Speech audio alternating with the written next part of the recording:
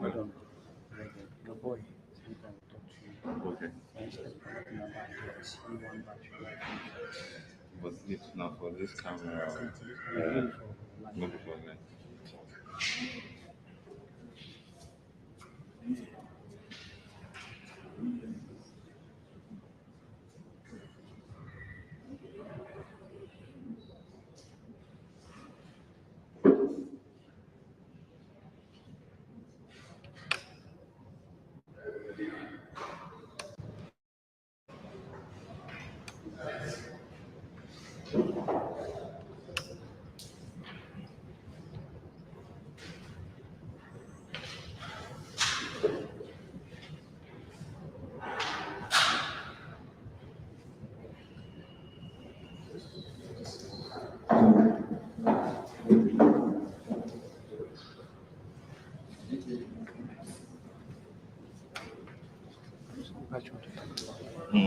For this camera. Okay, I have this one to charge it. Charging. But it won't work for this. Not to work. Might It's very be. light. Should I bring this one? You want to? This one on this side. Okay, power it, check.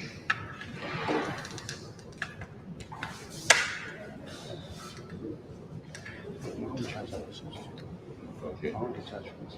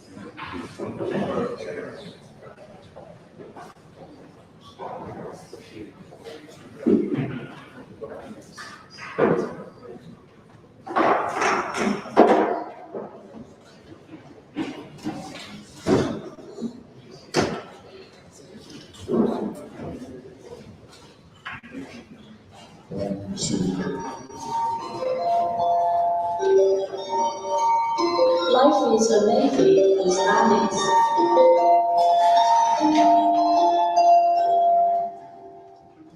Flying in.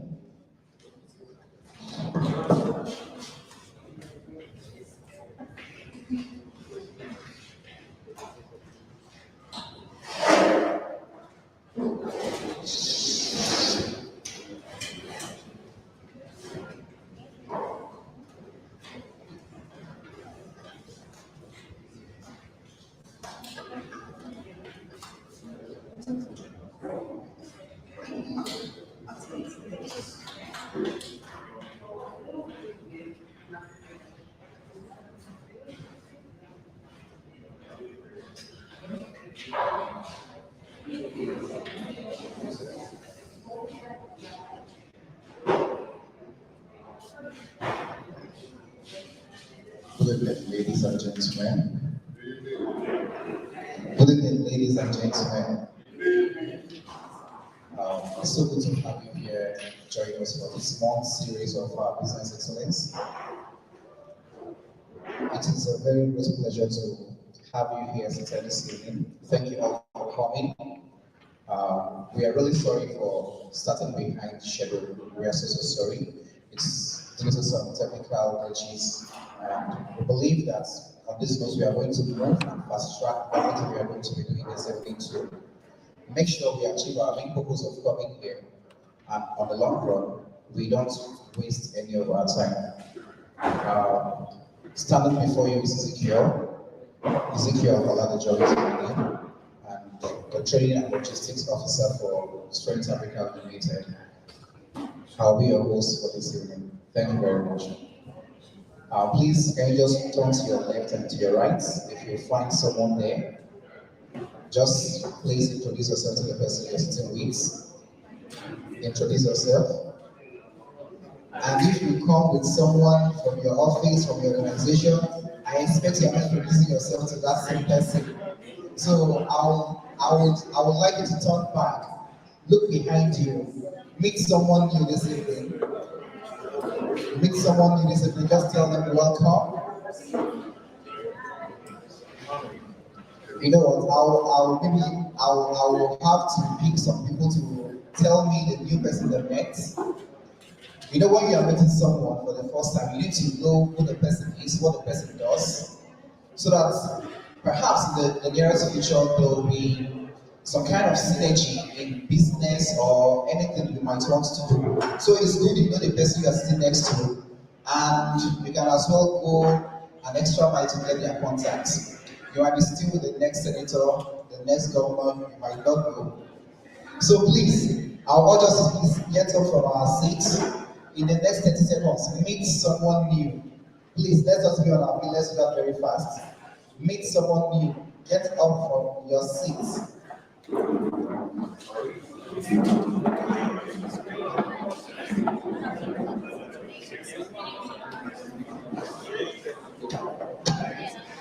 One, two.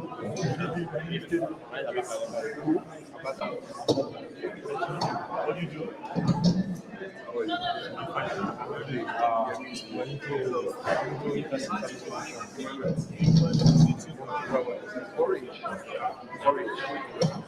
Okay, nobody is meeting me.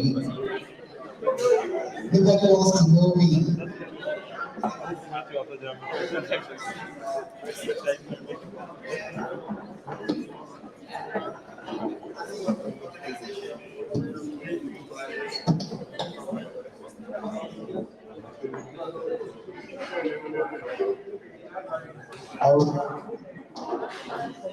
Thank you very much. Let us go back to our seats.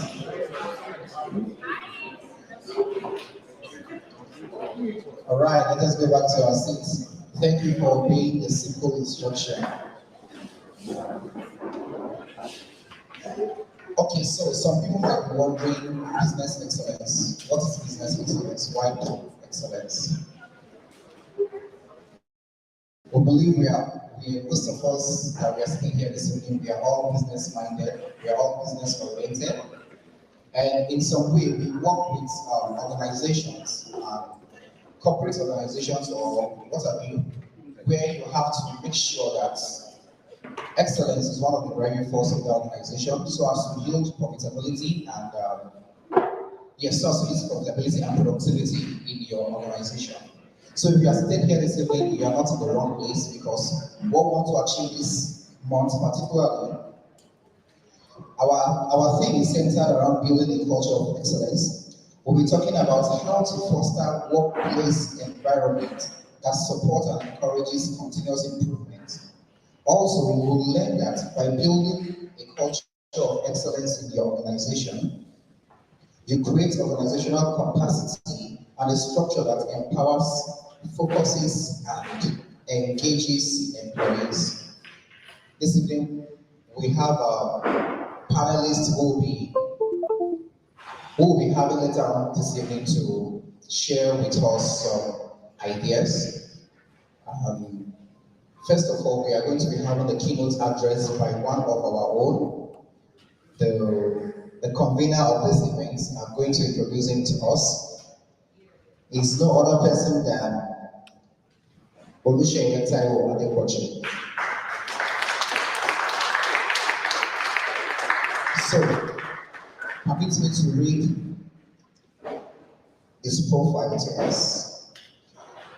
Olusegun Taiwo Adepoju is a managing partner and CEO of Strength Africa Limited, a people and business support company. He has carved a niche for himself in the personal development and business strategy space with a demonstrable track record spanning over 2 decades. Olusegun, popularly referred to as the Oracle, is a business coach and management that has led corporate strategy across the financial services, hospitality, energy, tourism, haulage, and logistics space, to mention a few. He is extensively traveled and has an invaluable depth of leadership experience in the public and private sector with a knack for taking calculated risk.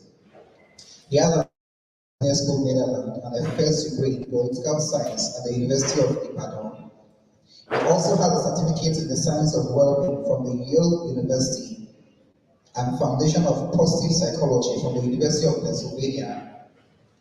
He champions his feet through Strength Africa as a managing partner, Simply Energy Solutions and Services Limited, the Reinvention Center, and Phenomenal African Woman Foundation, which he founded to inspire, celebrate, and empower women of African descent.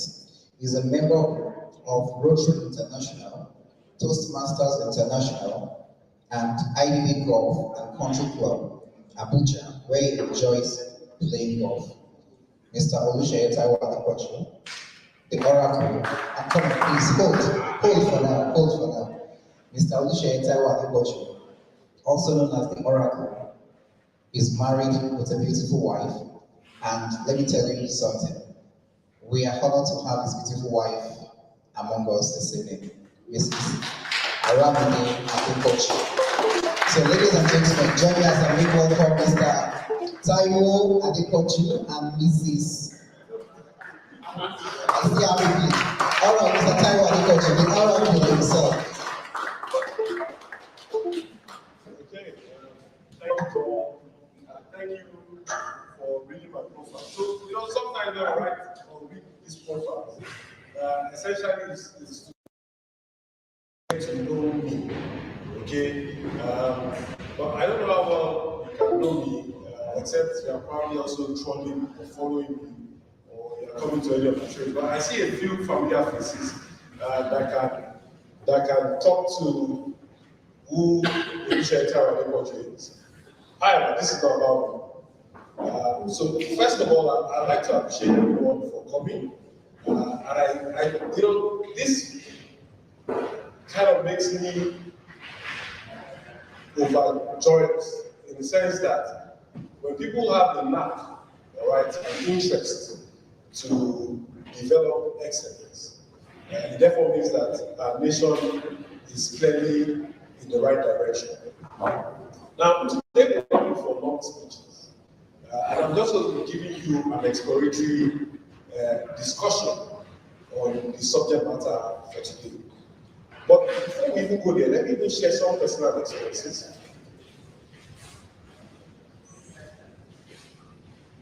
The first of the experience is the fact that we are also guilty. Did you hear me? We are also what? Guilty. And once I was talking to Mr. Kola earlier on today, he mentioned something. Because for me, I love to drive perfection, right?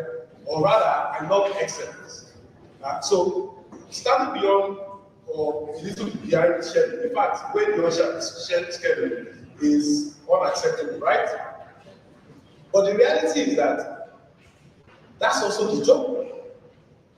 Okay, so because we're going to be sharing some thoughts here, and some of our panelists will go on to further take a deep dive, and then you'll be wondering when will it happen to me? We're saying that this journey is a journey of intentionality. Still talking about our own personal experiences. So, this is the first of the series in the physical form. We've had the hybrid session. But this was born out of the need to ensure that businesses can become more profitable and businesses can grow, even in the midst of the VUCA world. And so people are saying, what's the VUCA world? Okay, in the midst of volatility, okay, uncertainty, complexity, and ambiguity, this lingua called VUCA became a familiar terrain just after COVID. And it's such that nobody would have envisaged that you can now start to learn, even though there was e-learning, but most people started to work from home, okay, remotely. People started to have events remotely. Things started to happen on the reverse. So what was an anomaly or an abnormality became a normality. Okay, people started to tune in that order. But that posed a problem. It meant that people now needed to reinvent themselves. Okay, and I'm sure you're all familiar that I champion reinvention. That, look, we can no longer be doing things the way we did them. Okay, and it will be insane because we can't get the same result. But guess what? That journey does not affect, or really, the VUCA world might not significantly affect a company that decides to toe the path of excellence. So, there's one of my foremost mentors, Tom Peters. His book is almost 30 years old, In Pursuit of Excellence. And you'll be wondering, why that title? And that forms the preamble, all right, of my discourse today. That it's actually a journey, a never-ending journey. Because the day you stop and say, I've arrived at destination excellence, then you start to tip and you start to fall. Ladies and gentlemen, I gave you that background, probably to stir us all up. I begin to say, okay, I can start from where I am. So when we talk about excellence, it's not something that is utopic, something that we cannot feel or touch. It's something that we must desire intentionally. I don't know, somehow the slider is not working, but this ties in the framework of our discourse this afternoon. One, I've started with the introduction. We're going to morph into the discussions around the culture of excellence. And you might begin to ask, why excellence? So some of you probably already have the answer to that. And then, what is the impact of excellence on your life, on your business, or even on the nation? Okay? And the practical steps that we all can take, okay, to foster excellence. And I'm going to share a few case studies just to help us to further appreciate this, that is something that we can pursue. Okay, and then we'll do a recap, we'll conclude, then we'll go into a panel session. Is that fine? Great, all right. So, I told you one of my foremost mentors when it comes to excellence, or this journey of excellence, is Tom Peters. So he says that excellence is not an aspiration, okay? Excellence is what you do in the next 5 minutes. Is anyone willing to just further unbundle this thought by Tom Peters? Is anyone that wants to quickly unbundle this thought? Okay, sir. Please can we give you the mic? Can we give Mr. Joseph my chair?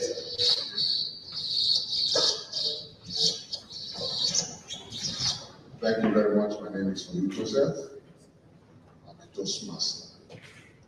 Excellence in all words could be described as the quality of a service. When you decide to do a thing, you must provide quality.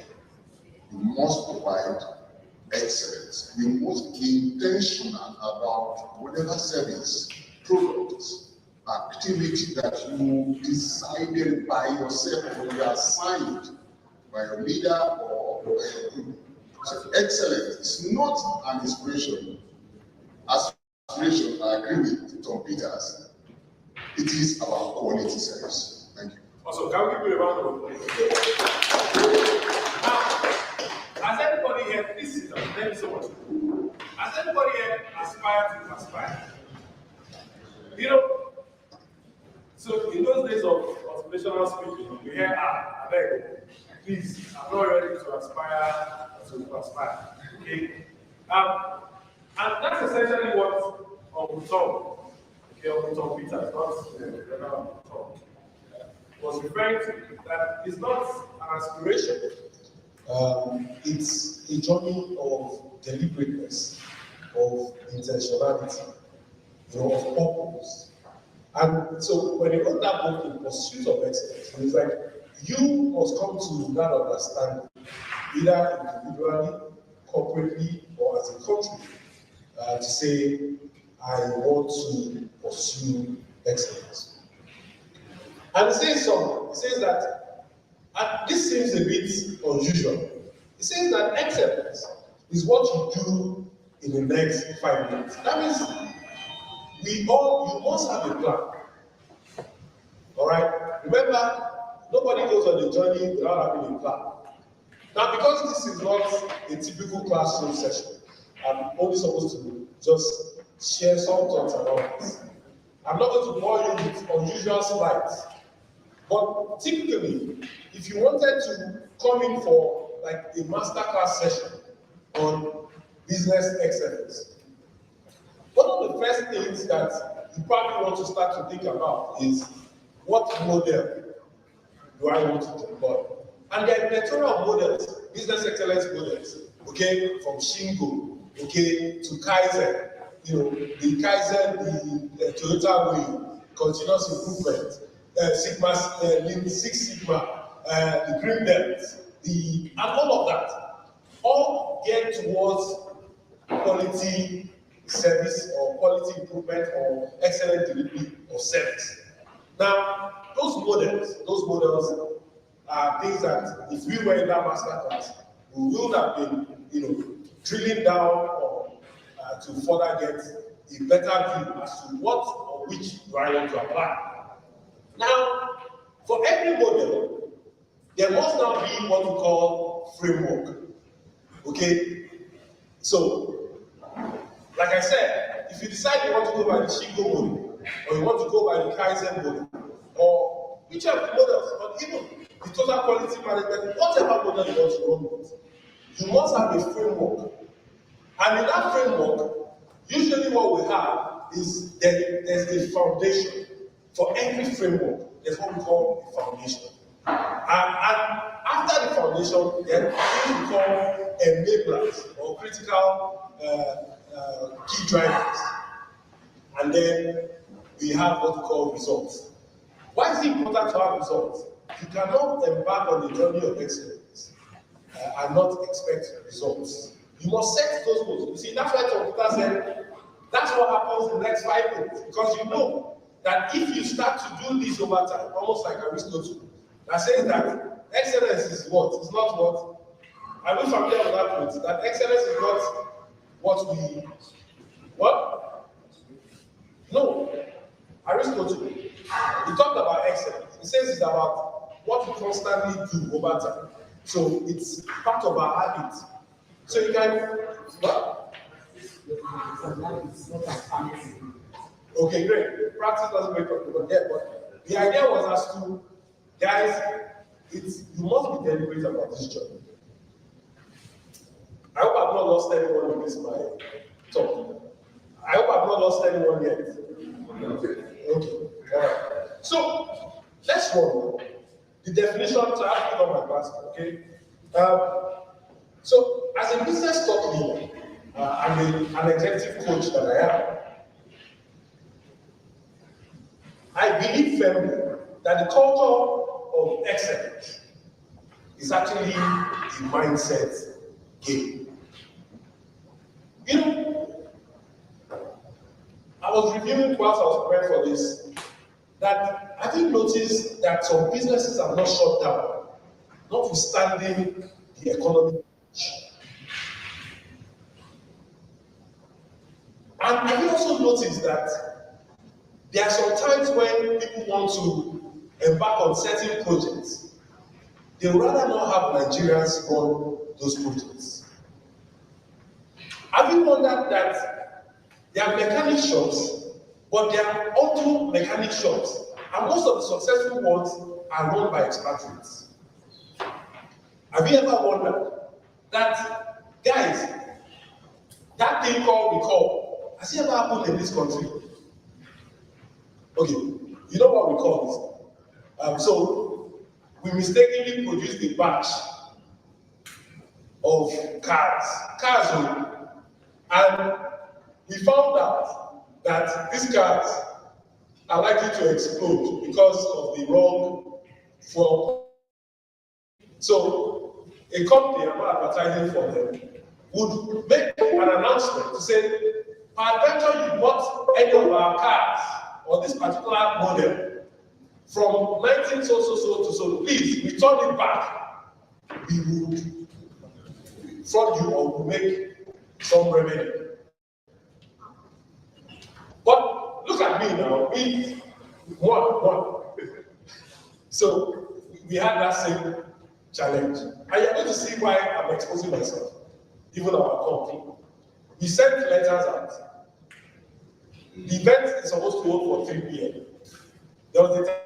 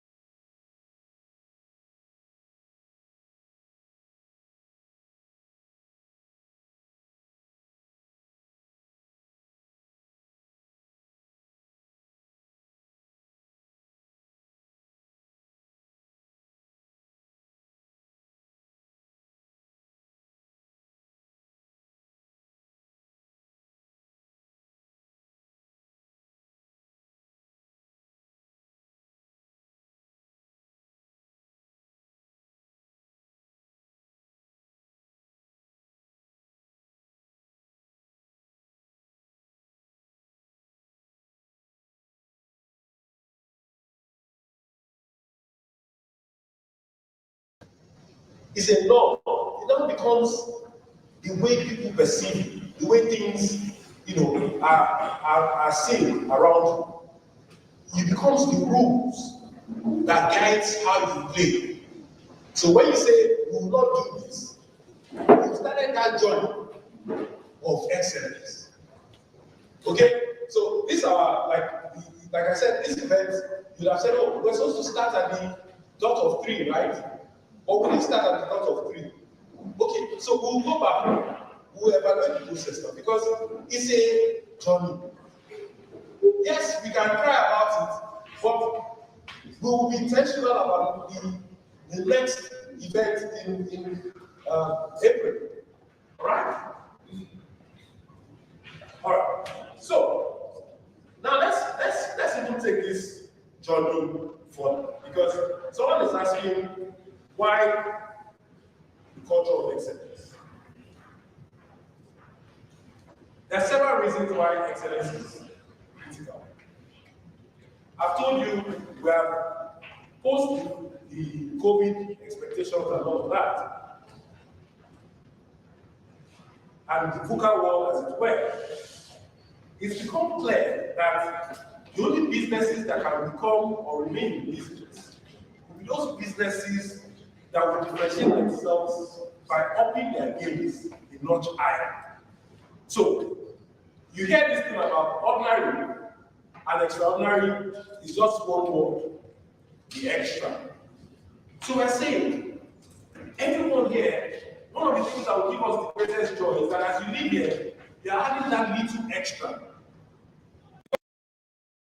Differentiation to the point where it will affect your income, it will affect and it will affect your influence. That's what exponential growth is. And it will make you competitive. What do we mean? We're saying don't get into competition by trying to see what your neighbor is doing well. No, move your game a notch higher and become competitive. That means you decide that if it's this quality we're going to be giving, irrespective of the fact that people around me are not giving this quality, that's what I want to deliver. I have one of my clients here. They deliver broadband wireless network. And they came up with a value proposition, excellent value proposition. And you know what? Slow and steady. You know, it started with work plans. Then they went to, they said, no, they're not going to rush and have people flood them. They went on that journey, 8, 50. Now they're expanding outside of Abuja into Kano, into other frontiers. And you begin to ask yourself, why is it working for them? Why are they being surprised? I'm sure they're going to give you this. Why? Because they don't look. If we're going to deliver value, let's deliver it to the point where there will be no issues. Okay. So, the impact of excellence, as the case may be, is on your business. I came up with 7 things, right? Your productivity increases, and I had to run, I'm told that I need to run. Your productivity, that means the level of your output, whatever you produce, increases. Once you start to introduce excellence into your game. Once people know that you're keeping time, once people know that you get back to them, they will hold on until you get back to them. Not that you're sloppy as to how you get back to them. When people know that when you say you're going to deliver by this time, you're going to deliver at this time. Okay? So it increases productivity. One of the other things that happens is that the reason why you're in business, beyond just making money, is really because of the customer. So once you satisfy a customer, you remain in business. So that's what excellence also guarantees. You'll find out that come sun, come rain, you will always have that customer coming knocking on your door because you are a champion of excellence.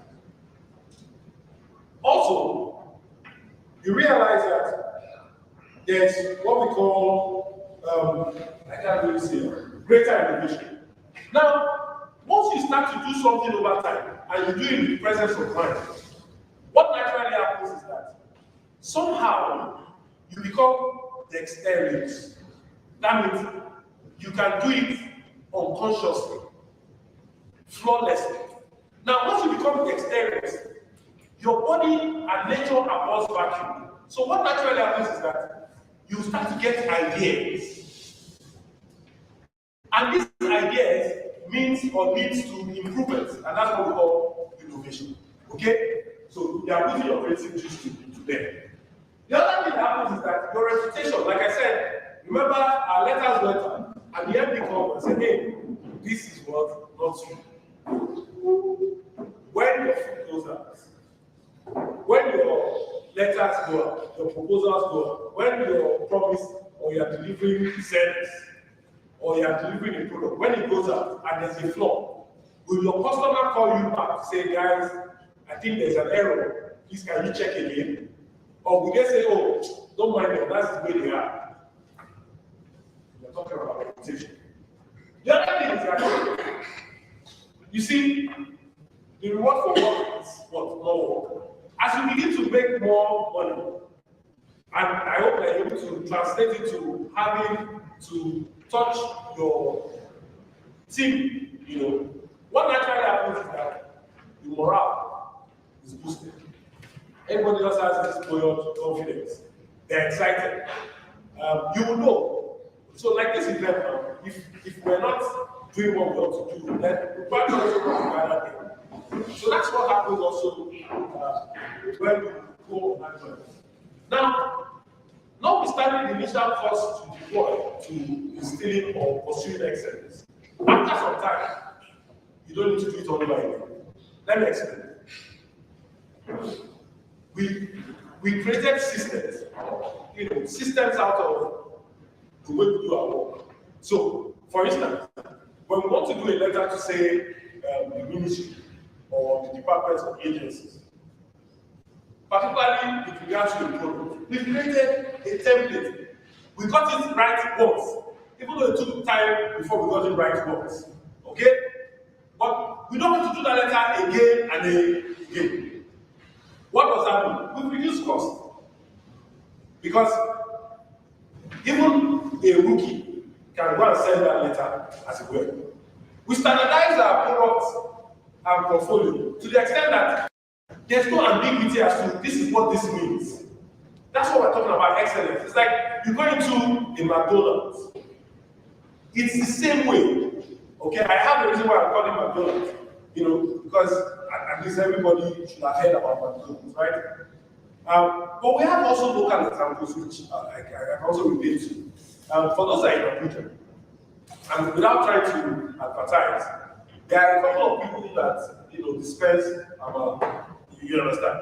And there's a particular one that the taste, okay, is consistent over time. They don't have more than one branch, but the taste is consistent. I don't know if you understand what I'm saying. Or you go to a barbering salon or your normal salon, and the results you get, it's over time. It reduces cost. You don't have to over-advertise. You don't have to over-label yourself. Even though, yes, you have to create your advertising budget and all of that. But this is one of the benefits of excellence. And that word, I'm falling in love with the word, and that word, you can't hear me talk for 30 minutes and I'll not mention this word. Competitiveness. Not competition. I hear people say, I don't compete with others. My only competition is myself. I tell you, you are operating at the level of mediocrity. You cannot be your own competition. Increase and raise the bar. Be globally competitive. All right? All right. I'm almost rounding up.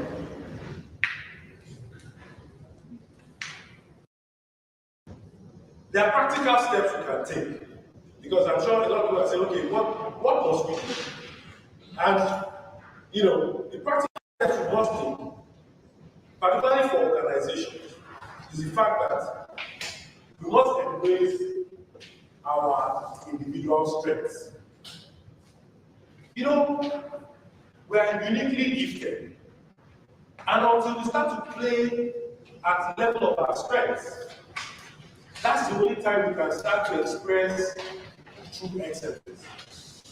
So, using the local partners, stay on your lane, know yourself, all right, and stop wondering this person wants to attain. In your individual preferences, your style, your personality, it distinguishes you from others.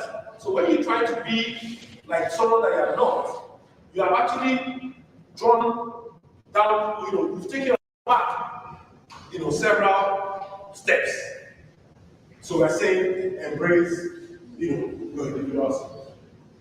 One of the other things that is critical is your ability to communicate. I talk about communication and I refer to it as the blood in the system. I'm guilty of communication, because sometimes, because of my strength, I have the strength they call planning or thinking. And that strength is such that I usually always see things before they become obvious to me. When I'm on fire, I'm saying you get now, say you understand. I hope you understand what I'm saying. But I'm not communicated everything. 2 or 3 days ago, something like that. I was trying to convey a thought. I already knew what I was trying to say. And I was telling them, but the guy said, sir, I don't mean to be rude, but sir, you not told us anything. Right then and there, I said, oh, calm down. Come back to understanding, and this takes us to issues around emotional intelligence, where you self-regulate, where you must know about others, how others respond to you. Like I said, this journey of excellence is not a journey of now. It's a progressive journey. It's elaborately progressive. The other thing around this is the fact that if you want to go on this journey, remember I said if we're in a proper master class, drilling down on the culture of excellence, we would have started to talk about models, we would have started to talk about frameworks, then we would have started to move into what we call roadmaps. But at this elementary level, even as you live from here, one of the things that you must do as you begin to go on this journey of excellence is that you must set clear expectations. You must have clear expectations. It's like you want to lose weight. The greatest guy or the greatest Toastmaster, you must have a pathway. Like, for instance, the Toastmasters, they are like our partners also. There's something they call pathway. And just like everything, every venture, there must be a pathway you must pursue. And then embrace collaboration. Constantly collaborating. And finally, you must invest in training. Let's move. So, what are the likely challenges you face? One of the things that is the most difficult or that the inability of people to change. So there's actually an entire gamut of courses on change management. Because people really don't want to change. People love their comfort zone. They like to pursue the path of least resistance. Don't trouble me. Don't disturb me. Which one is this one again? We express it. I'm a business, so when you're trying to tell people this is how to do it, which one is this one again? This is the way we used to do it. Please, on this journey of excellence, you cannot go with that mindset. Remember, this is the way we used to do it. It must not be how can we do it better. Address communication issues. Like I said, you must be able to communicate effectively and clearly. And then, one thing about this journey is that it builds up. So if you decide you want to go on this journey of excellence, you cannot slow down. You can't say, there's something like inconsistency in this game. If you do it, you must repeatedly do it. And you must sustain the momentum. And as you sustain the momentum, there's what we call the flywheel effect in the book Built to Last or Good to Great. These generators that you have to, the lister generators, right? They are this, you have to turn them to get them started. You see, that's the journey of excellence, the flywheel effect. So you start, it looks like it's difficult. You start again, you keep pushing, trying, moving, and at some point, it happens. It starts to take a life of its own. And then, voila, you are no longer controlling. That's the joy of excellence. Any attempt to move into that, what do you call that thing? Will. The will be injurious to you yourself. It will crush you. So we're saying that, hey, those atoms you cannot finish. And remember, it's a never ending journey. That's it. So a few case studies which are familiar. And I'm glad we have one of our panelists from the ARM group. And I took time to review what ARM has sustained. 5 key things, on this and the group. One of it is that they have equality of service. Do you know that? Let me tell you something. I'm not marketing anybody here. Before I even could make money, before I got married, I've converted ARM at some point, maybe ARM investment. So I just wanted to first go into their office. Then I would quickly want to pay. Then they would have sent me on mail. You'll be one. Even you'll be happy that you are keeping your money and they want your money to go. How? Quality of service. Can anybody say that about your service? If anything, the way they deploy, or develop their employees is second to none.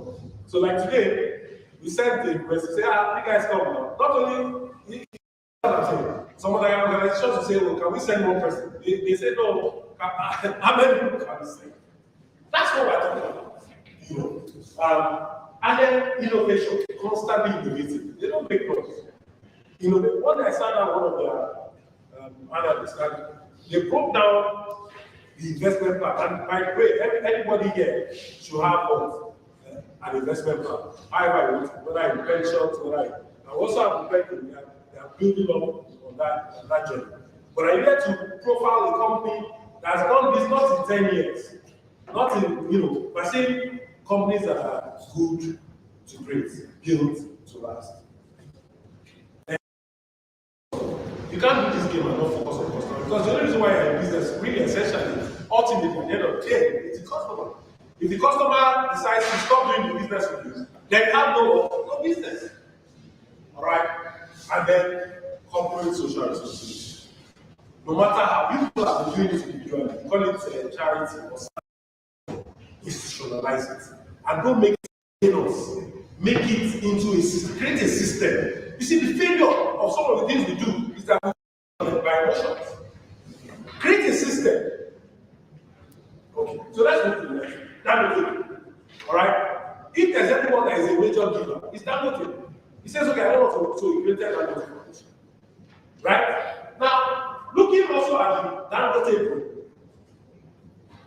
there are a couple of their products, and I think we must celebrate excellence at every point in time. Can we clap for some of these products? Look, I don't know if you've had any issues with their salt. I've not seen or heard any scandal. I really don't take their spaghetti, but I also don't think there's any scandal about their spaghetti. So what does this mean? Is that they place a strong emphasis on quality control. Remember also, all of this also can only be achieved by employee development, and they are strong for corporate social. Move on. Just move on to the next. Then Samsung. I know all these Apple people will be here. Apple is also an excellent software, but I don't use Apple. So can I celebrate what I don't use? No. So they also have the knack for innovation. You can see the beautiful gift my wife gave me. Can you clap for my wife? Because I don't know Samsung, so she decided to use Samsung, and I'm using it well. I'm using it for the next months. We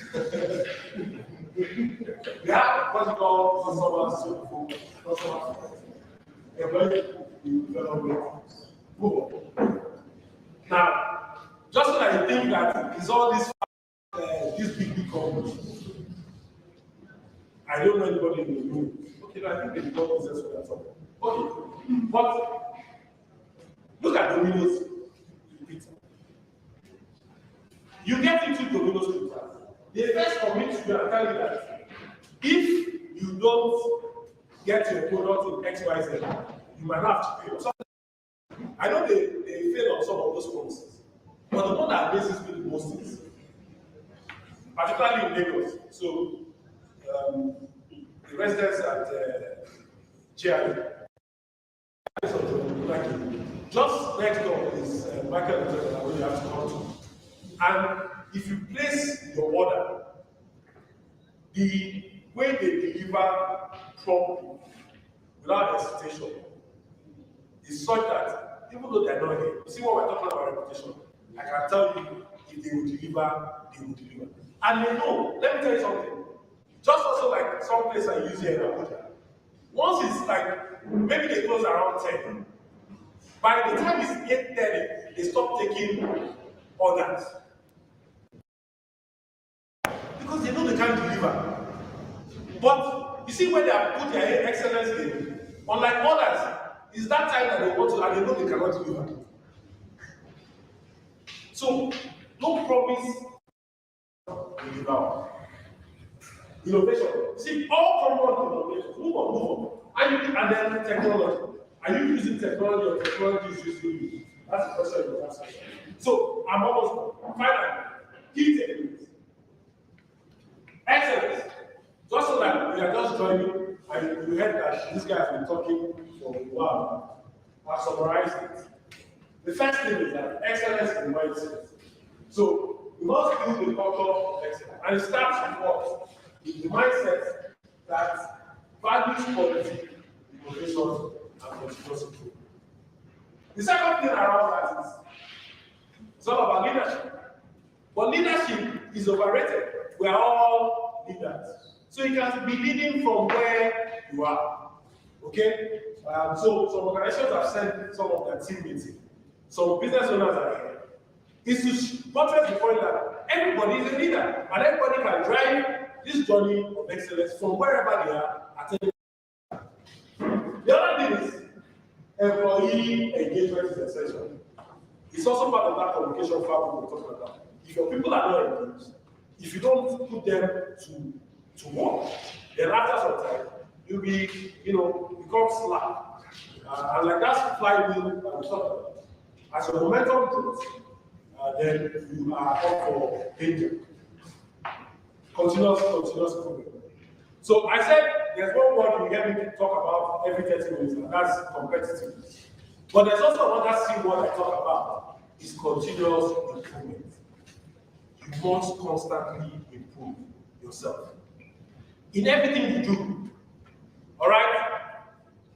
Is there any Rotarian here? Okay. They have this 4-way test. They say, the things we do, say, or. So, I will end with this. And this quote forms the mantra that I work with. It has been my guiding, so you all can also decide to have your own mantra. Now, the mantra I work with, which has also helped me to cultivate the need to build the culture of excellence, personally, professionally, profitably, and purposefully, is by Jim Rohn. And Jim Rohn said so. He says, whatever good thing we build ends up what? In building us. Ladies and gentlemen, it's also like a case of what are you sowing? Because everything you sow, you will what? You reap. So mediocrity, you will start to continuously reap mediocrity. So excellent, and you begin to blossom and express the fruits of excellence. Ladies and gentlemen, thank you.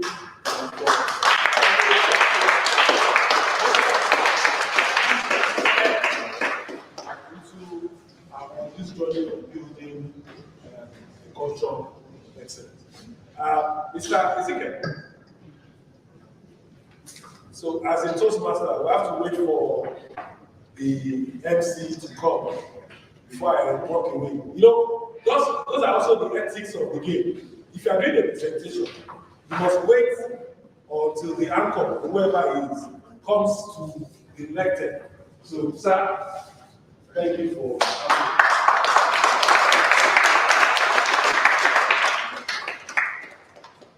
Please let us appreciate him by 2 minutes.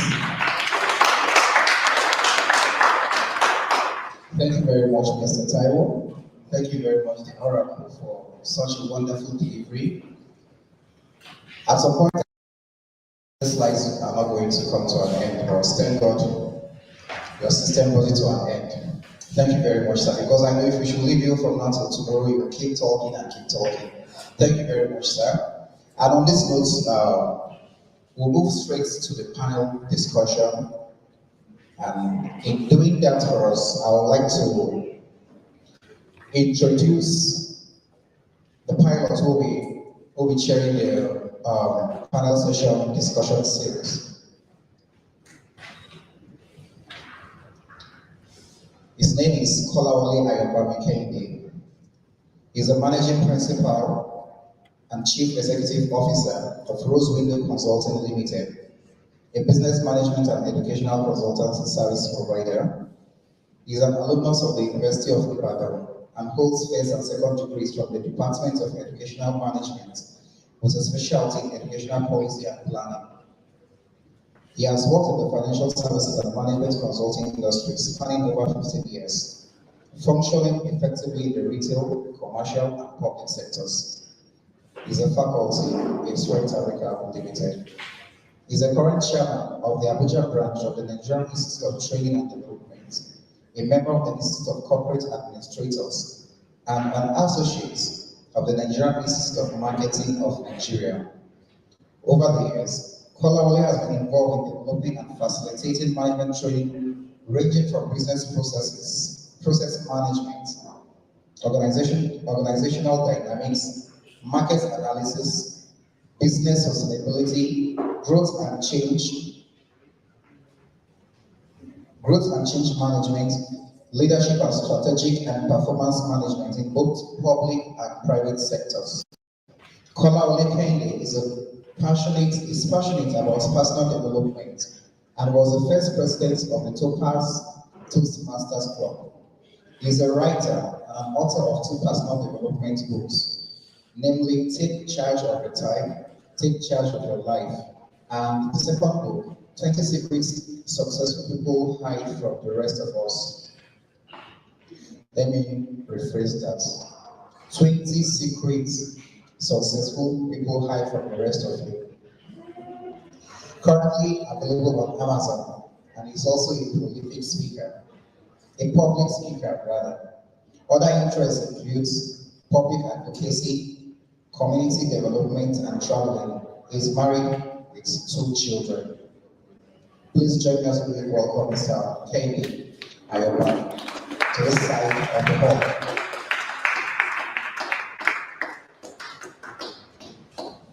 Thank you very much, sir.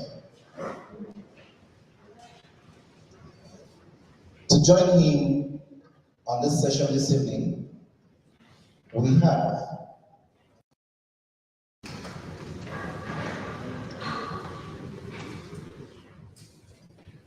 pardon me.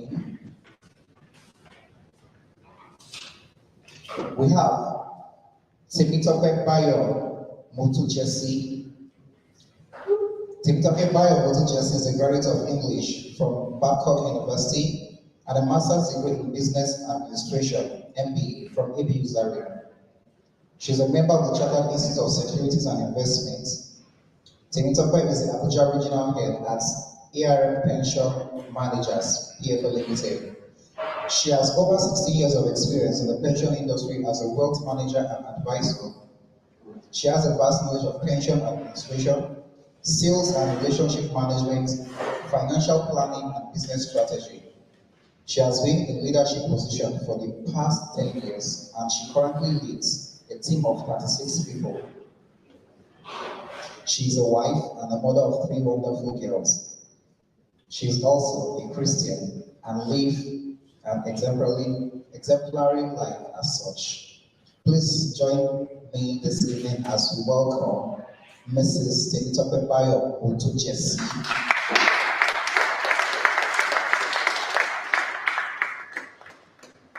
Please let me pronounce that very well.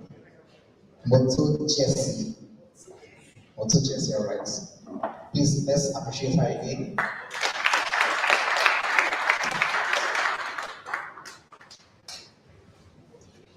All right. And last but not the least, to be joining them on this panel, okay, I have two more people actually. All right, Mr. Oludaisi Joseph. He has a BSc and an MBA and has over 30 years of work experience in information communication technology, internet and marketing, social media consulting, public speaking coaching, mentoring and training. Is an active participant and contributor to pool of knowledge in different organizations, that is the Nigerian Computer Society, Information Technology Association of Nigeria, Computer Professional Registration Council of, and of course, Africa ICC Alliance, where it's presently representing the body on the issues of internet freedom and advocacy. He conducts both online and offline trainings, webinars, and conferences.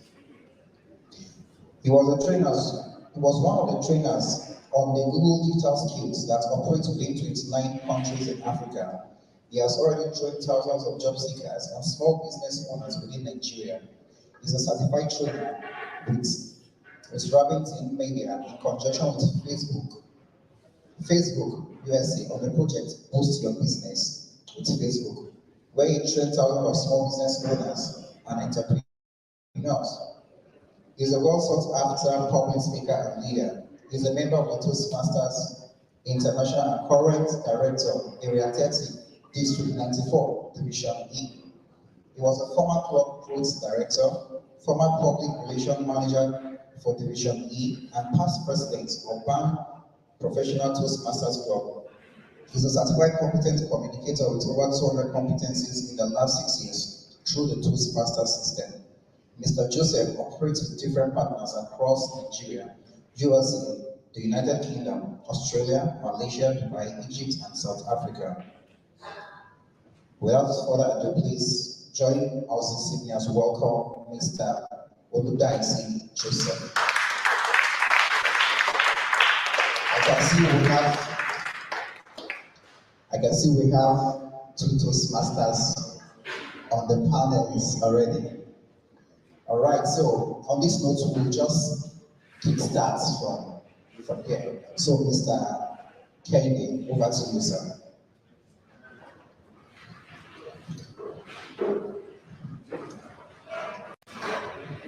Good evening, everyone.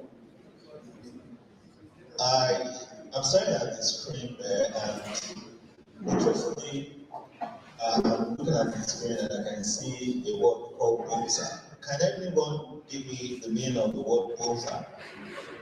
Gonza. Gonza. Have you heard about the word before? Excellent. Excellent. So I think excellence is it's a deliberate and intentional process whereby it's continuous, it's iterative, and it's incremental. That means you can measure and you can actually hold on to it.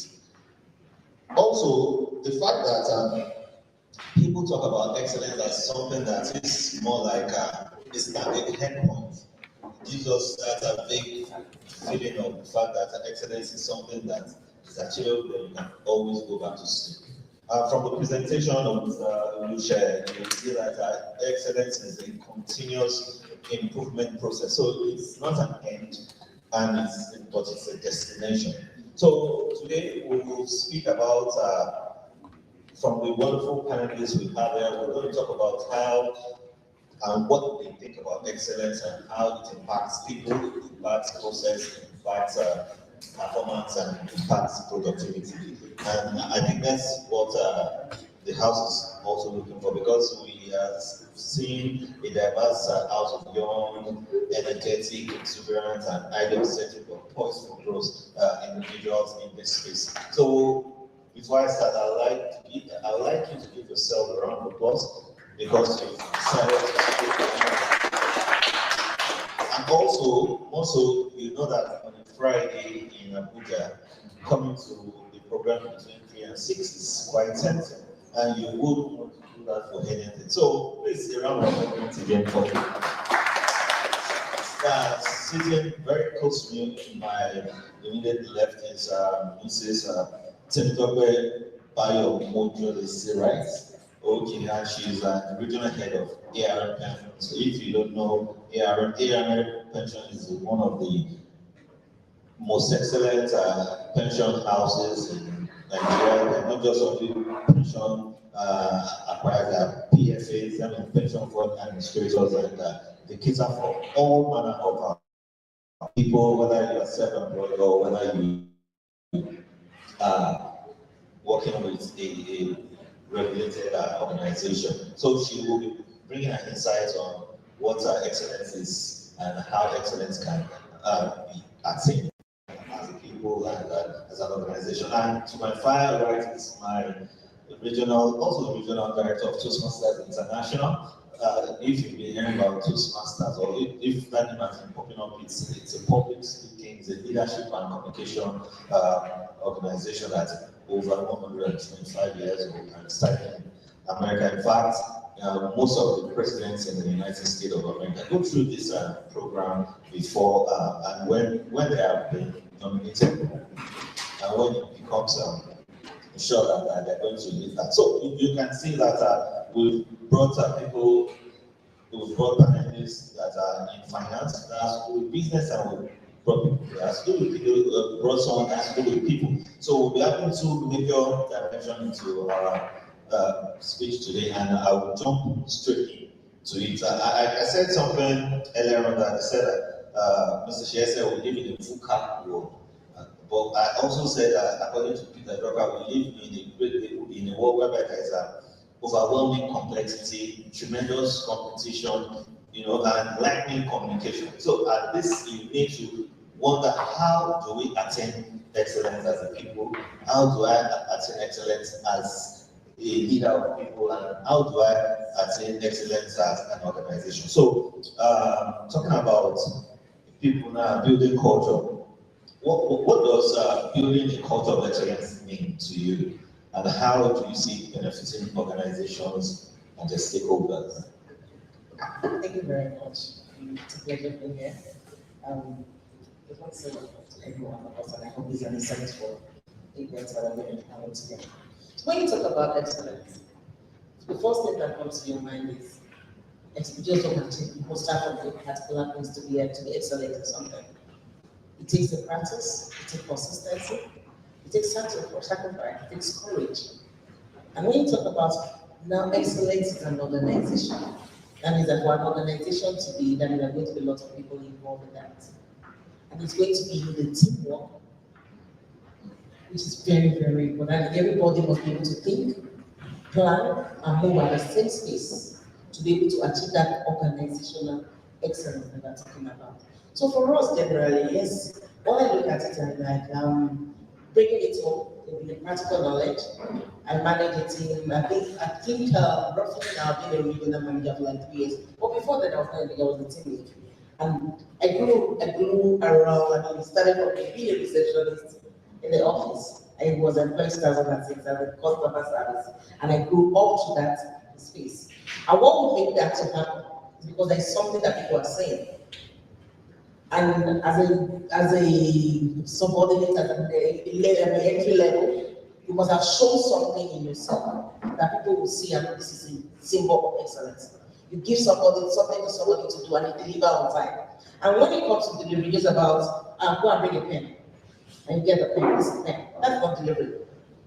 This is pen, but it's blue. You want black or yellow? I'm bringing blue, black, yellow. You can pick the one you want.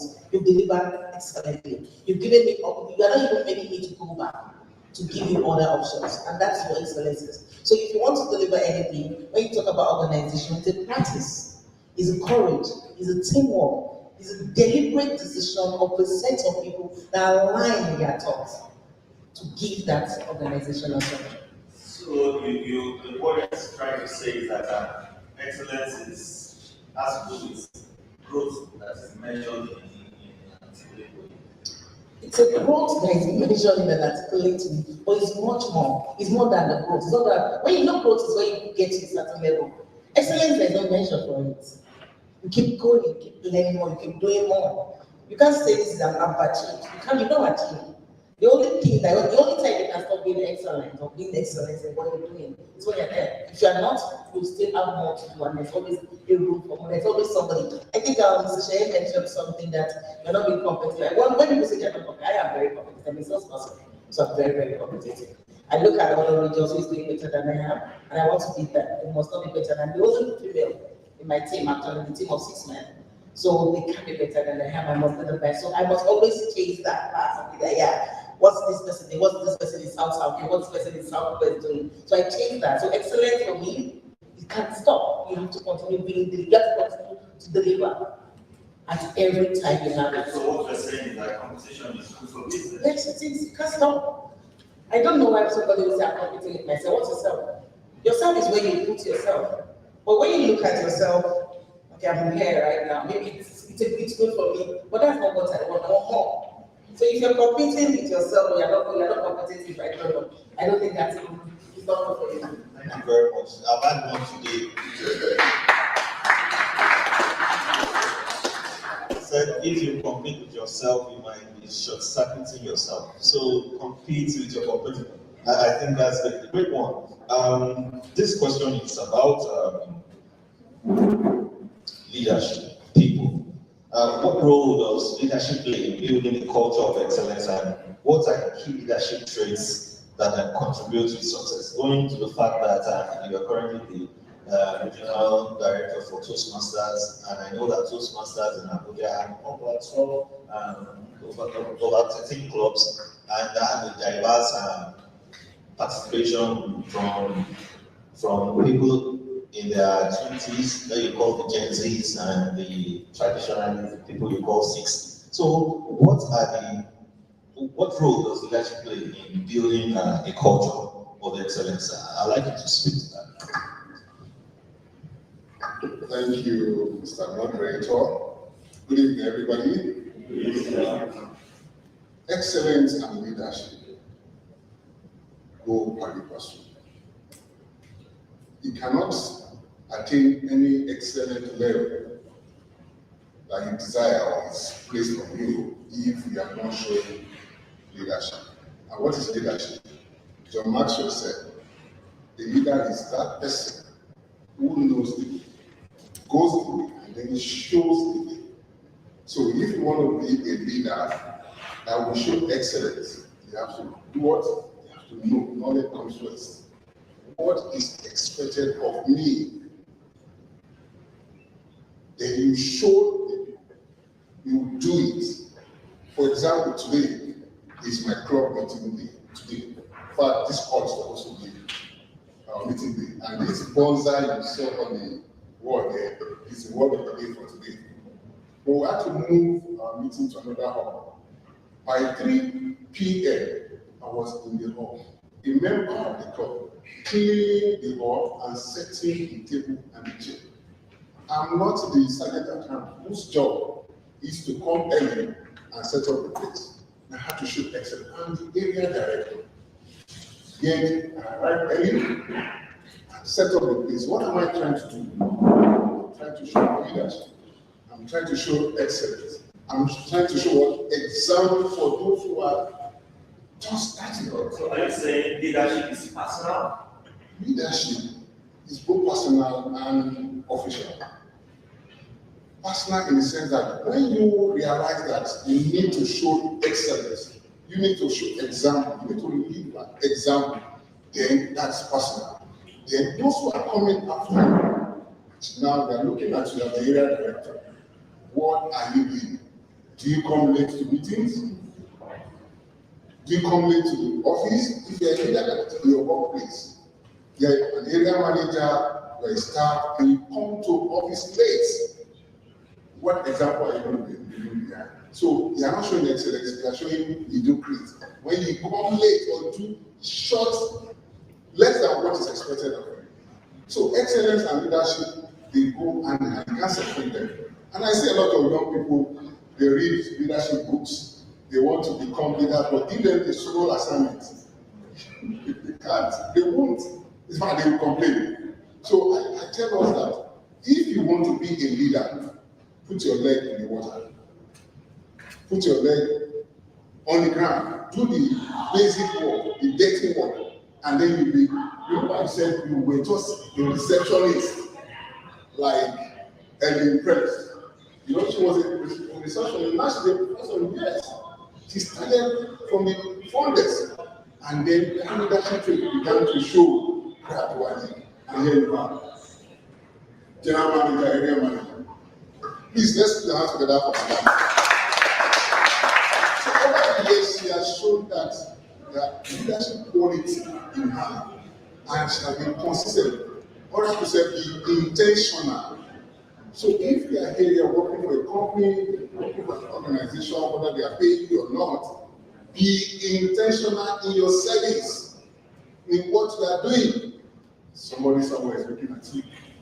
Before you know it, you will be recommended for what? For the next level. I was in Lagos before I came to Abuja.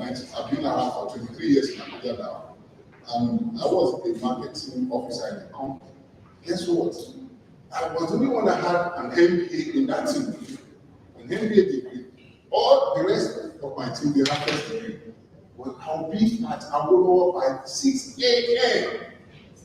Take the company, the team car, go and queue for fuel, and come back and drop all the marketing officers like me in their own various points, and then go for my own marketing.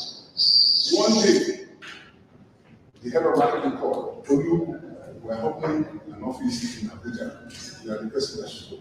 Why? Somebody was watching somewhere because I showed the traits of leadership. So it's very key. Excellence and leadership go hand in hand.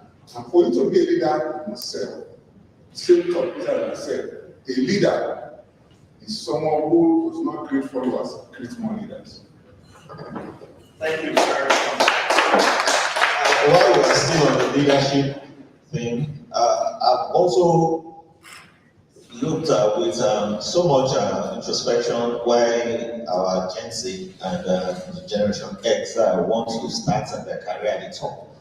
Do you think that is a good way to breed excellence? When you say the top, I keep on what exactly the top. Because I mean, they want to own the company. So I think so. When you see such things like you want to get the fruit, you don't get the fruit at the top. You don't want to climb. Neither do you want to throw a stone. You just want to be tall enough and catch it. You didn't follow the process. So what the process does for you is you gain knowledge by following the process. And most of the time, everybody, I ask everyone who was there. For me, I want to be is there a female in the female FA in the pension industry yet? Not yet. So I'm still thinking, and every time I'm talking to myself, I'm telling them that this ARM, I'm going to be an FMD very soon. Because I'm seeing myself there. One of my career is that I'm seeing myself also. I don't know if you feel in the pension industry. Can you cascade the pathway towards because I listen to your presentation, rising from the top and bringing it to us. I know a lot of ladies here, and in an era of diversity, equity, and inclusion, what pathway would you advise, or would you provide for people to pursue, whether in finance or whether in education, whether in people business? What pathway do you think is the shortest? What's the top and what's the bottom? Now, for me, I don't think there's a pathway. There's not going to be there's no particular. It's what fits you. You need to know what you are good at. I think generally for me, I've grown up to know that I love to talk. I can lead people. I'm a Sunday school teacher in my church. I do lots of teaching. So when it comes to teaching, it's a natural thing for me. When I was growing up, I remember in the church that every time we go to Sunday school, and then nobody's willing to talk, I'm willing to ask questions. And I'm never scared of asking questions. So the first time I came into ARM, I just finished service. I think I had just 1 month of service and I got a job. And I had a meeting with the head. And everybody was like, that is teacher, you did not talk to me, And I was like, okay, that's a question I did not understand. It was a silly question that I had. Most people came out and don't ask that kind of question. But I asked, because I did not understand what he was saying. I'm very inquisitive. And one of the things I realized about pathway to success, you have to be yourself. I can't be you and want to be successful in my path.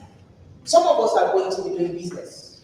Some of us are going to be in the academia. Some of us are going to be able to do different things. Some of us are going to be opportunity trades. So lots of young people right now are going into technology, fintech, and all these things. But you must know that this is your path.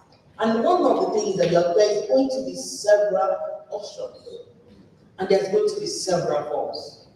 Am I telling you that I'm not getting funny? No. I was saying it to my colleagues one day, and I said that somebody came into the office and they not shut the door, and I told him, shut the door. I was at reception, so everybody passed by the door, and I expected to go and shut the door for them. And I was like, hey. And I told him off, and he told me a lot of things happened. So you mean that at some point you had failed? Oh, severally. Oh, severally. Severally, I have failed, said I'm still failing. Don't get it wrong. So that means you are failing forward. I am failing forward. There's not going to be a perfect way to do it. I did not come to work for like 2 days. It's not that I resigned. When I came back, I'm not resigning today because I know I can't go back home. I must be successful here. Where am I going to go to America? No, I can't. I must make it work. So there's going to be several forms. There's going to be several challenges. There's going to be a lot of things throwing themselves at you. Economy in Nigeria is not going to be funny.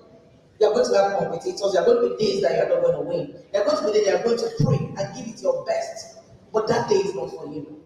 But in between it, you must just be resilient and say, I am going to make it.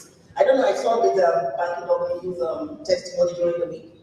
He said that he was already planning to get a house in Abuja, coming for House of Rep and everything. And it was supposed to be a day of testimony. But he still came back, and that was like, I'm not feeling. It's just that because of my time.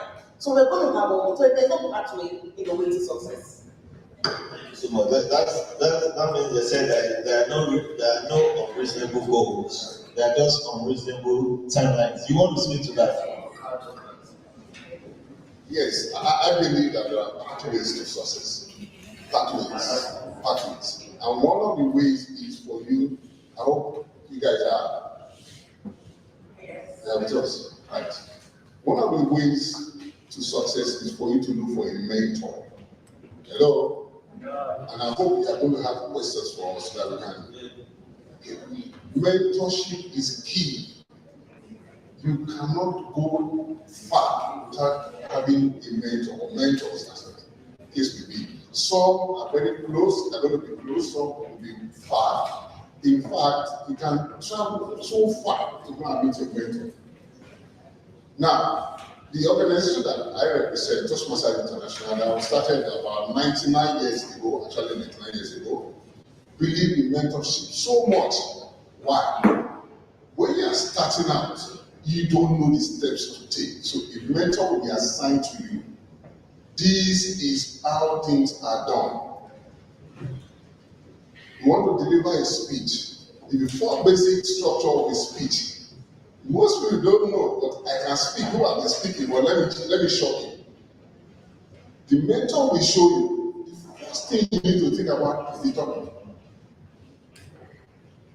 And then the opening, the body of the speech, and the conclusion. 4 must be complete. A mentee was assigned to me, and I asked him to come to my office. He said, "Sir, what is your speech?" He said, "It's inside me." Inside me. He has read so many books on public speaking. He has watched all the videos. I said, "Okay, what is the topic of your speech?" He said, "As he's talking, something will be coming out." And I said, "Okay, let's sit down." These are the basic structure of any speech, whether it's humorous, informational, whatever it is, there must be a topic. Coming to this place now, we need there's a topic. We need other topics, right? So you need to have a mentor. Go look for a mentor. I hope I'm communicating. Whatever it is you want to achieve, please, guys, look for a mentor. Even in your office, there's a senior manager. There is somebody, including your MD, can be your mentor. And you want to grow from one step to the other, please don't run alone, or else you will crash. Look for a mentor. Thank you. Thank you very much for that insight.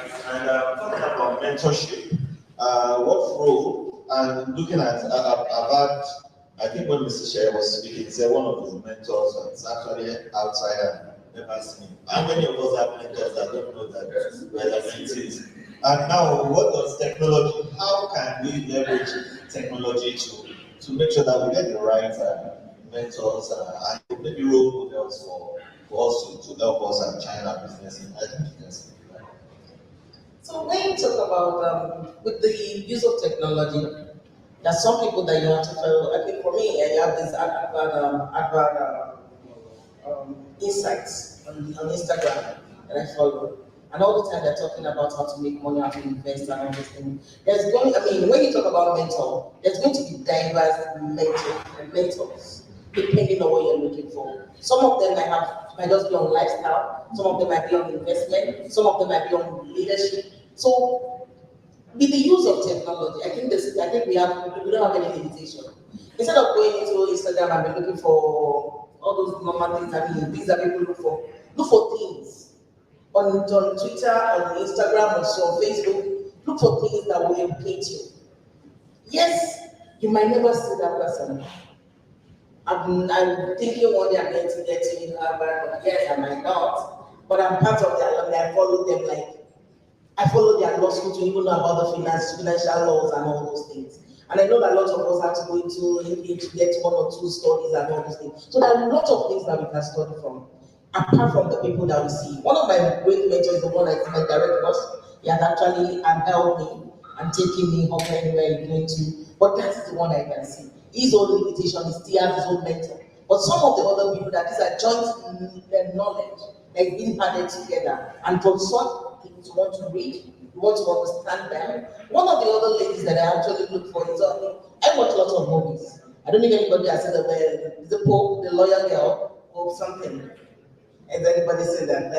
Linda Pope is a lawyer working with the White House and something. And she says a lot about how to, I love crime, really, I'm not even into a lawyer thing. But I studied a lot of things from that. I just want to go into them. So there are a lot of things we can actually get from the technology.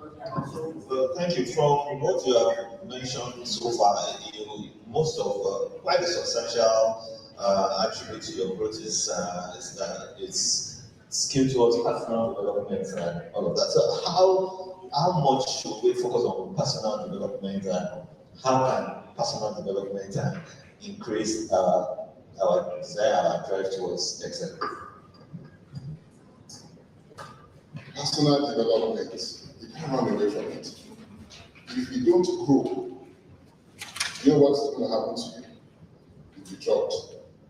So it's very easy for you to, it's not going to be very easy for you to grow the ladder of success if you don't engage in personal development. If you are not intentional, just like the oracle said earlier, you must be deliberate in what do you want to achieve and how do you want to go about it. This year is already 10th of March. How many of us, by show of hand, can you just respond to me? How many of us have gone for a training towards your personal growth, personal development? Let me see your hand. 1, 2, 3, 4, 5, 6. See what I mean? You cannot succeed in 2023 if you are not learning more. You are not giving yourself, not just learning, you have to learn and relearn. It's a process, like you said earlier. The process continues. It doesn't stop. So, ladies and gentlemen, from this side of the hall, we are advising, we are suggesting that personal development to your growth is very key. And one of the ways is to go for training. Look for a training that will help you grow in your business. In fact, some of you are from different companies, send from different companies to come and learn. Yes, that's part of it. Attend seminars, attend training, both free and paid. And then before, by the end of this year, you have grown from this level to that level. So it's very key in growth. Personal development is key, one of the keys to your success. Remember I said pathways to success. 1, mentorship. 2, personal development. How can this can give you so many reasons why you must give yourself to personal development. Thank you very much. There is a saying that culture will eat strategy for breakfast. And there's also a saying that the culture defines the way we relate even in an organization. So what or whose responsibility is to build a culture, and how do we foster a culture that builds and supports excellence? When you mention culture, that's one of the things we discussed. We did before yesterday. We're talking about the organizational structure, our structure in the area. One of the things that we put in place is that we have a kind of policy that you can easily become a black first name basis. So that's why when they're saying you stop by something like very straightforward, I'm working the area all my life. So I'm always using my name, my first name, and I got the to Wally. So it's a culture that we've already know that this is the norm. And for everybody that comes in, we are just, it's coming saying, Madam, and I'm like, no, Madam, I it's not right. Like, oh, they find it difficult to understand, but because some people have laid down, rolled down, that anytime you want to call, like, my phone, hey, what are you calling? Please, can I get this done? I want to need this. Oh, somebody meets this person. So it's so that the culture has been laid down, and everybody part of it. We keep reinforcing it, rearranging it, and everybody that is coming get to understand what it is. If a culture is built, yes, you can say we have a culture, this is our culture. But if somebody comes in and that's a boss, it comes with a leadership role. Let me put it that way. You can't be in a position and don't enforce the culture of the place. If you create a new culture by being in it, if I say right now that as a regional manager, everybody in Abuja will call me Madam Doctor, I've already changed the culture of that, of the whole organization. Yes, people will start calling me Madam. Because, yeah, I don't want to offend you, I'm a Yoruba woman now. You're like a man, a Karo man. You start using the man. I think that is we've already, what ARM has placed down, we change it. So, as we, as leaders, and like every individual, I keep saying leaders, it's not just people who are only the control. But leadership starts from when you come in. Somebody is looking up to you. So, from every one of us, we just need to maintain it and enforce it. So, what is it when there is no consequence for actions? Immediately you've done something and nobody can control you. No. Immediately, and another part when there's no consequence, another when we allow laxity. When we immediately allow some things to fly. And as we human beings, we do that a lot. We know this is wrong. You know, especially in organization, when we, because of one of the flaws of first name basis is this, because I'm calling it my name, and we can chat. You don't get to understand that this is the line not to cross. So, in a nutshell, there is a war between the Gen Zs and the traditionalists. If you have a team that has the Gen Zs, the 20s, and the traditionalists, the 60s, how would you manage them? And if you already have done that, can you please share probably a scenario? Okay. We have lots of Gen Zs actually. And the Gen Zs know their rights a lot. If you work with Gen Zs, you know that with them, they know that I've been in the area for 16, 17 years now, and I don't think I've finished their goal. But the Gen Zs know their goal. They know their rights. They know that you cannot tell me, I'm supposed to come by 7:30 and leave by 5. 1 minute past 5, you're taking part of my time. And so you need to be able to understand where they're coming from and be able to relate with them in that way. So when you want to work with a Gen Z or somebody that knows their rights a lot, you know, for most of us, maybe you go to our family, I think I'm not a Gen Z, and what am I think generation Y. What we grow up to do is that we grow up to please. You know, like, we grow up to please. They tell us to do this, and we're like, oh, I just want to please, I don't want to please. Gen Z is not yet to please you. You just want to do their job and believe that you give them what is important to them. For we know that good morning, sir. How do you want me to do it? You just want to please. The generation before us will serve us and serve the other generation. So there are different generations and the way everybody participates. But for a Gen Z, you need to know that, okay, this is your job function, do your work. There's one barrier, it's not written, but you know that for me, what I do generally, I have lots of them in my office. Well, I say it all the time, what joins me and you together is your work. If you deliver on those things, you can close at your time. but I want to be communicated with. I want to know what you're doing. And that is what will make us to be able to have a flow. So culture can be diluted when you don't have a laid down rules. And when we start allowing some things to fit into it, when we don't follow the principle that has been laid. And before you know it, if one person has done it, another person will do it. And that culture will be diluted. Before you know it, you gain the pattern of that culture.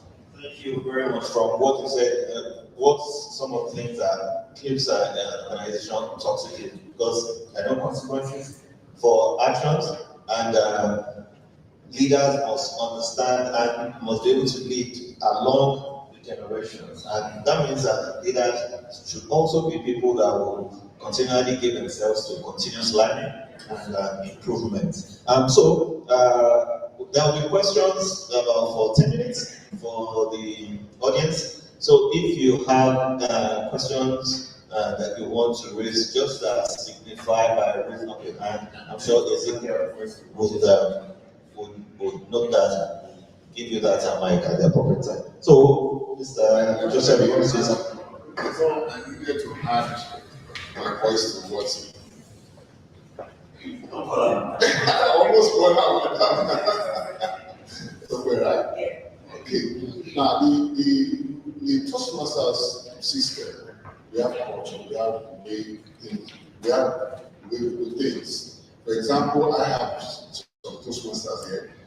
When you are called to speak behind the lectern, like since you are asked to speak at the podium, you don't leave that podium until the next person comes.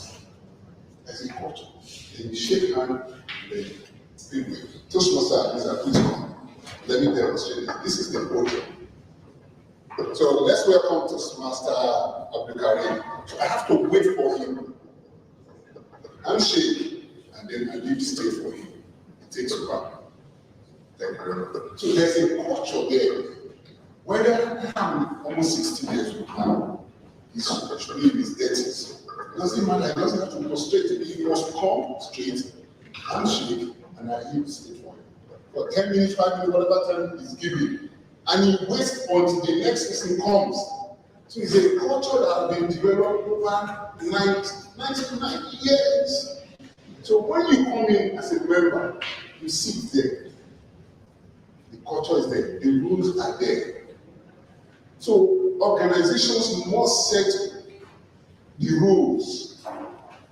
Culture is about behavior. How do we behave here? How do we behave in our office? How do we behave in our organization? And you make sure that people fall in line. If not, there will be chaos. So culture is key. Organizational culture is key. Whatever it is you are doing, please put set of rules and values. In Toastmasters, the core values are respect, integrity, service, and excellence. So anything you are doing and it's less than excellence, we can't accept it. So once you come in, we tell you this is what you need to do.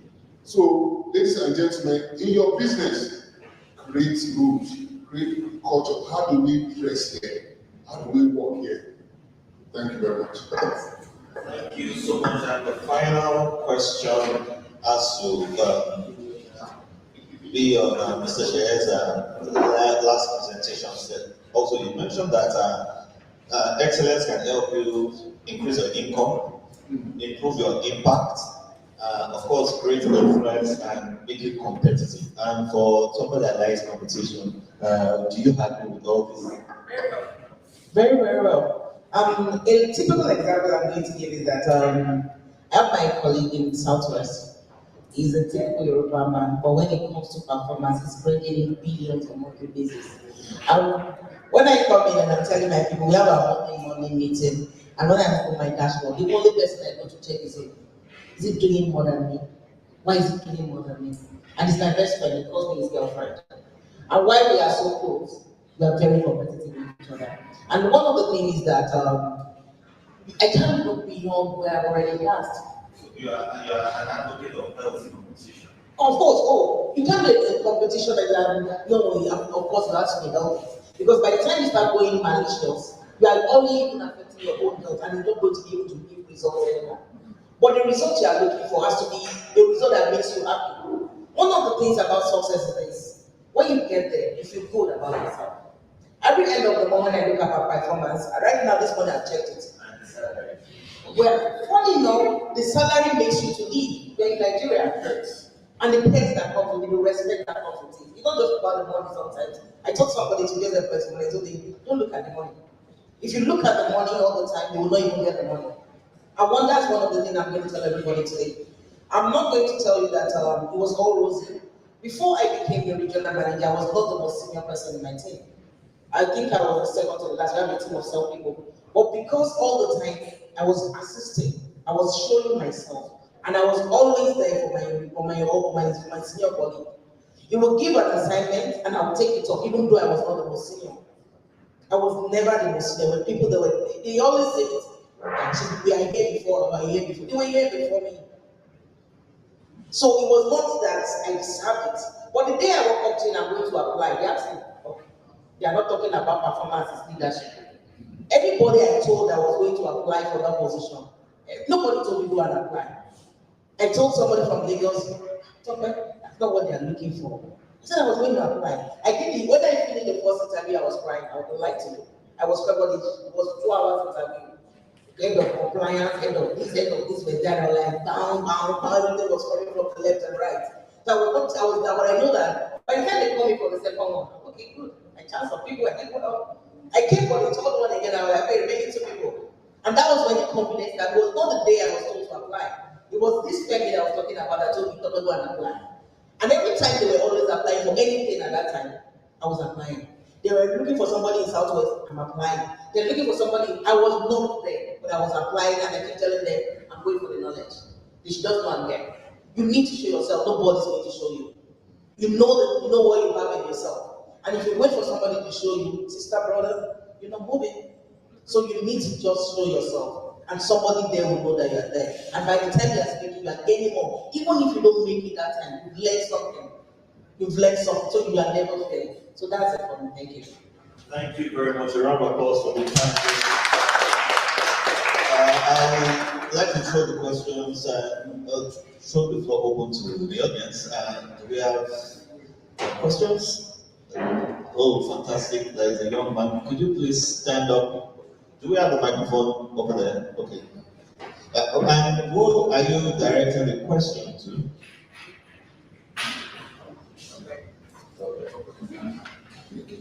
Okay.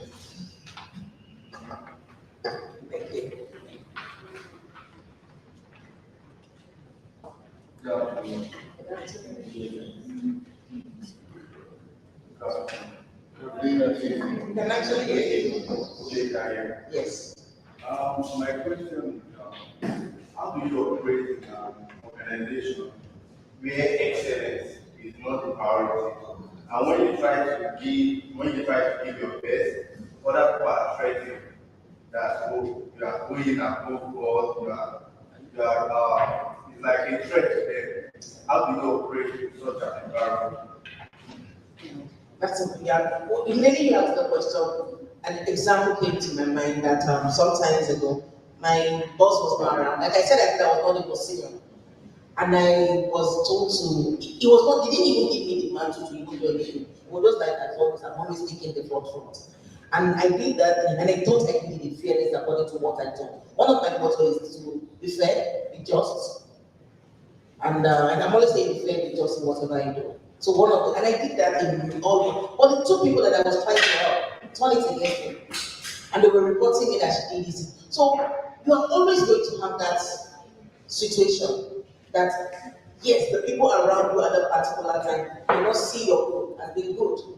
But in your conscience, in yourself, are you fair? Are you just? If you do it according to what your conscience says is right, and if you've done all those, you tick your boxes, I think you are going to go. So it's not in all the situations you are going to be in a place that your environment is going to clap for you.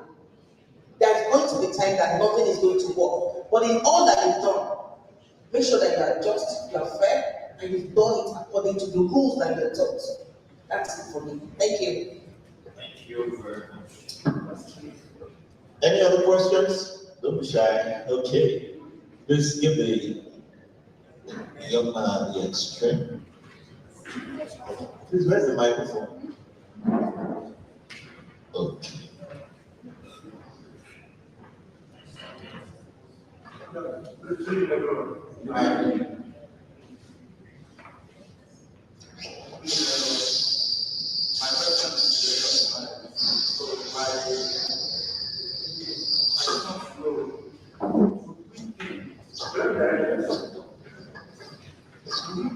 Do you think that the current happenings in the world, the social media, the council culture, do you think the world is gradually losing the battle for that societal excellence?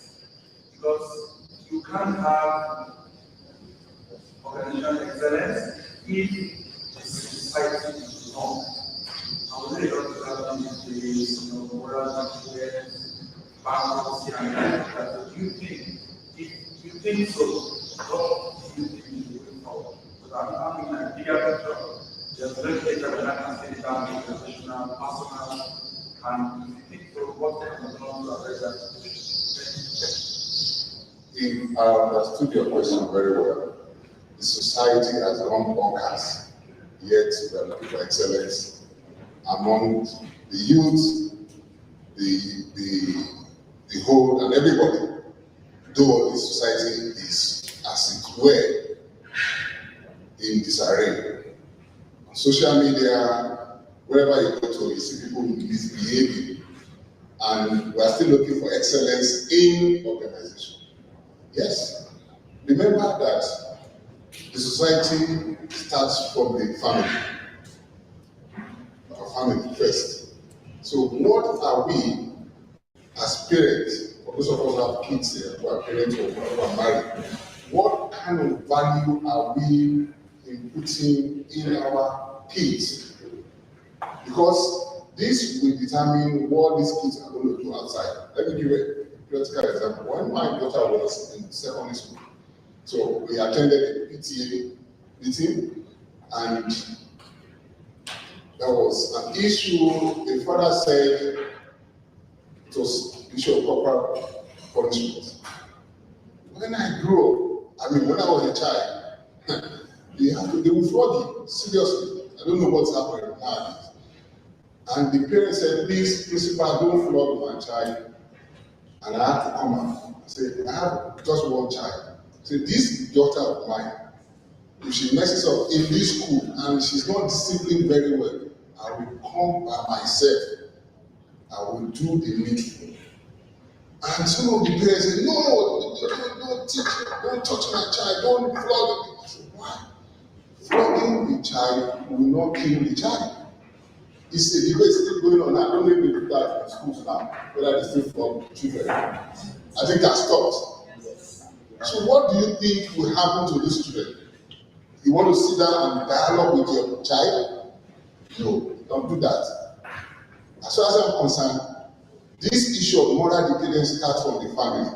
And then the father of one of the kids said, my child is a Chelsea fan, so you guys should bring the TV to the common room. So that's the only way he gets motivated. And I should like, say, what is wrong with us? So the value that we get from our parents, or the value that the ones we got from our parents, we are not able to translate those things to our own children. Why? Your kids cannot control you. So when you see on social media girls coming out and then they are dancing and they lift their blouse up like this, and half of this is showing, it's like which house are they living in? Are they in a family or what? Teenagers. So the society is affected by the values that we translate in our own family. And of course, when you now come to the office system, leaders must put rules. You cannot be on social media, the laptop that the company gives to you on the desktop, you are watching film during office hour. That's bad. You are making the company to lose money.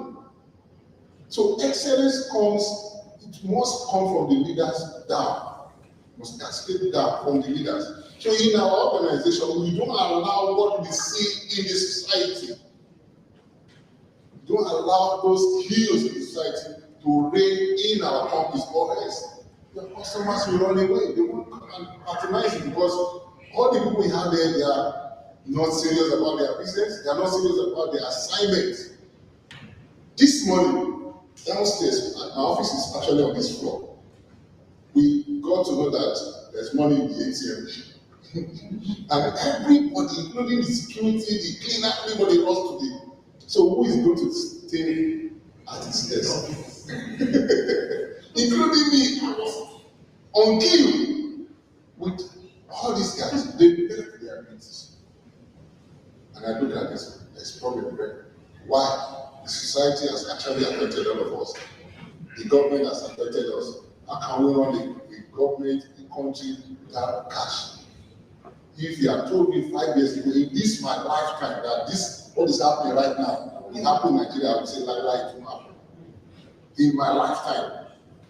So please, don't allow the youth that you see on social media affect your work, your job, your business. Create culture, create discipline, and if possible, use the stick. So on the last note, what advice would you give to the audience when building the organizational culture? Set your goal. Be focused. Make out plans. Execute the plans. Award or reward achievers so that others can learn. Celebrate the success of both your staff and your organization. So, in your own view, what would you say about what advice would you give the audience on how to build a sustaining and resilient organizational culture? I will tell you that look for the best in you, see the best in others, look down on the mistakes, but correct the mistakes. It's good to see the mistakes, see that there are all of us are going to make it, but look less on it, but correct it. Don't let it fly. The minute you let it fly today, you've not corrected it, it's going to come again. So for an organization, for every little error you see, you need to have an ego to see. You need to know how to control yourself, not to react, but you need to be able to correct. And as you are correcting, make sure you correct a lot. And as you do that, you know everybody's aligning. One of the things I hear people say, I don't want someone to call my name on my money. It's not because I'm going to come out and meet you. Most of them, yeah, they but they know that they don't want someone to come and call my name. I love it because I say, I'm not going to do, I'm not going to do, and I don't want to push performance again. But everybody, Monday morning, I think there's a way we don't wire ourselves. We are ready for that Monday morning. 7:30, you see everybody seated, they all up, everybody ready. If I don't do that presentation on Monday, you see it, that's where you come in. They're the ones that you call their name, if you could. You come back at that, I'm going to bring it this morning. I'm getting smart. I'm bringing it, you know, they come back and want to discuss with you. The ones that did not do well this time around is coming back. Is that what I'm doing? Because you look at them, then you don't really want to go. I see you come here. What did you do throughout this week? Okay, no. So, you know, but is that interaction they are corrected enough? And the fact that they respect you, you will celebrate them, they will keep coming back. I'm not going to say that I'm not going to be some that will never come. That some people don't let me like you, you cannot change them. And that comes to the home bringing. And some of the things, that when you say that, I just look at it, one of the things we discovered is that like that. When I look at somebody, I can imagine where you come from. From your way, your talking, your everything you're going to do, and the way people are going. So you see that people even avoid you. Because instantly you are bringing out the toxic vibe. So for you as a person, you must learn, and even adjust. We keep learning on a daily basis. The way you talk, the way you smile, the way people feel around is part of the culture you are building. That everybody must feel relaxed to be able to talk to you. Like, come, you cannot, even when you're not happy, you must just smile and put it well. And that smile says a lot as a person. You don't need to be in a leadership position to have all those criteria. You just need to be there. And before you know, leadership will be there. Thank you. Thank you very much once again. And to recap, excellence is a journey. You know, you agree that the strategy that you will use to run a 100-meter dash is not going to be the same strategy you will use to run a marathon. So you know that one thing is excellence is lifelong, it's continuous, it's deliberate, it's intentional, and it's iterative. That means you can pick process. And lastly, there are characteristics of the culture of excellence, which I call purpose and meaning. The organization must have a purpose, and the people that have, and the organization must find meaning in what they do. It must be high performance focused, not an assembly or an assembly of mediocre performance. You must have a clear vision, and you must embrace change, because the most constant thing in life, and not only in business, is change. And lastly, you must have a pioneer mentality. So, ladies and gentlemen, thank you once again for your rapt attention. To the audience, I hope you had one or two things to hold on to, and I'm sure that as you go, you continue to build a culture of excellence. Thank you, everyone. To the partners, thank you so much.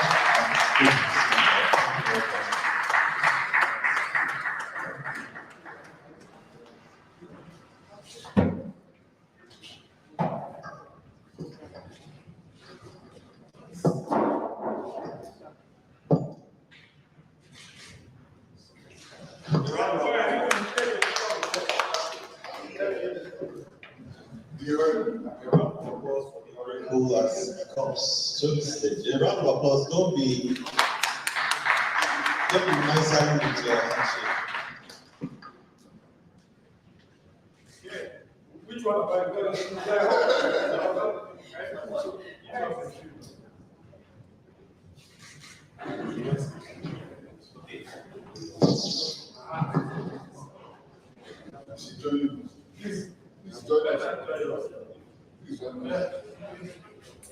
Let us inclusiveness, DEI, diversity, equality, equity, and identity.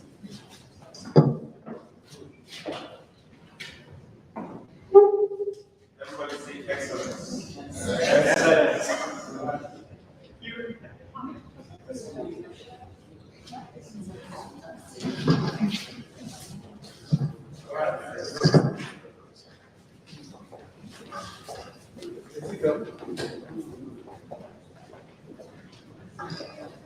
Thank you very much, our panelists. So once again, please let's give it a round of applause.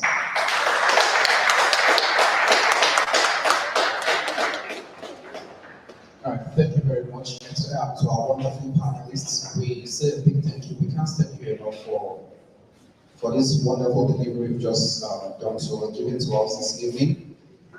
To Mrs. Tope, thank you very much. Mr. Kolawe, thank you very much. Mr. Olu, thank you very much. And to our wonderful attendees this evening, we say a big thank you to you. Thank you for coming. We sincerely appreciate your presence here this evening, and we also believe we look forward to seeing you in our next edition of the monthly business excellence series, which is coming up next month, in the month of April. We have your details, we have your number, your email address. We are going to send you invitations to let you know when next we are going to be hosting the next edition of this series. Also, please expect to receive feedback form on your email and WhatsApp, on your DMs, whichever medium you see them first, please. We urge you to please fill the form so that we can know how you feel about this program, so I can gather your thoughts as to how we can improve in the forthcoming series. Thank you very much. And on this note, we have come to a wrap. Please enjoy the how will I put it now? The little we have to offer you this evening with love and with love. Yes, please enjoy it. We have much more if you want more. We have drinks to in circles if you want more. Thank you very much, and do have a wonderful evening.